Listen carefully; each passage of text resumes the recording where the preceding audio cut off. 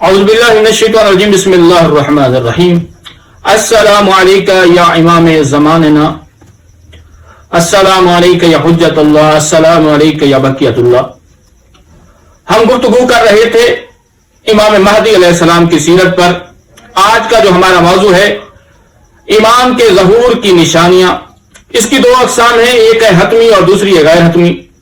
آج ہم ذکر کریں گے حتمی، اور حتمی میں سے دو نشانیاں ذکر کریں گے، ایک ہے خروج دجال اور دوسرا ہے ندائے آسمانی۔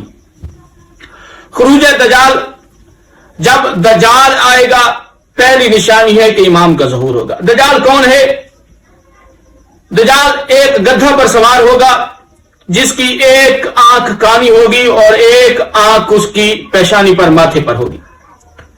بڑا فریب کرے گا، لوگوں کو بہت زیادہ نعمتیں دے گا، اس کے ساتھ گانے بجانے والے، تبل بجانے والے، میوزک والے، کافی سارے لوگوں کا لشکر ہوگا۔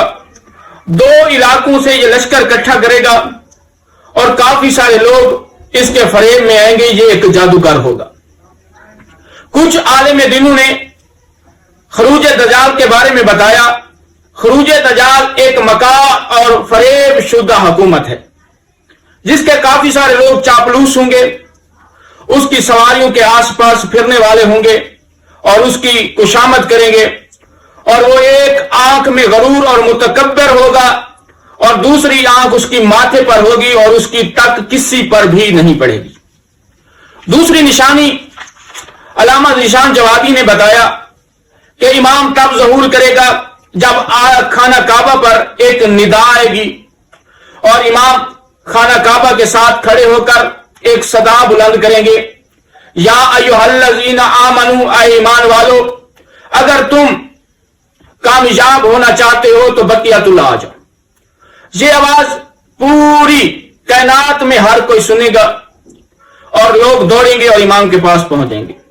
اس کے ساتھ ایک شیطانی آواز بھی بلند ہوگی اور اس شیطانی آواز میں بھی کافی سارے لوگ اکٹھے ہوں گے جو شیطان کے فریب میں آ کر ناکام ہو جائیں گے۔ کامیاب لوگ وہ ہوں گے جن کے دل میں ایمان مضبوط ہوگا، محمد و آل محمد کی محبت ہوگی، جو عمل صالح کرتے ہوں گے اور اہل بیت سے اور امام مہدی سے محبت کرتے ہوں گے۔ یہ صدا کب آئے گی؟ عزیزان گرامی، علامہ ذیشان جوادی نے لکھا کہ ایک صدا آئے گی، رجب کا مہینہ ہوگا اور صدا آئے گی۔ دوسری روایت یہ ہے کہ 23 ماہ رمضان کا دن ہوگا یا شب ہوگی، ایک صدا آئے گی جو امام کی طرف سے ہوگی اور امام کا ظہور ہو جائے گا۔ تیسری صدا تب آئے گی جب قرص آفتاب ہوگا اور مکہ مکرمہ میں امام کا ظہور ہوگا، اور اس ظہور میں امام اپنا تعارف شجرہ نسب بڑے اعلان کے ساتھ کریں گے۔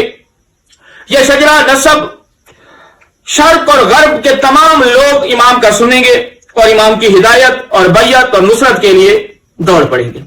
یہ دو نشانیاں ہیں، جب یہ دو نشانیاں ہو جائیں گی، سامنے آئیں گی، اس وقت امام کا ظہور ہوگا۔ 5 اور جو نشانیاں ہیں ہم بعد میں ذکر کریں۔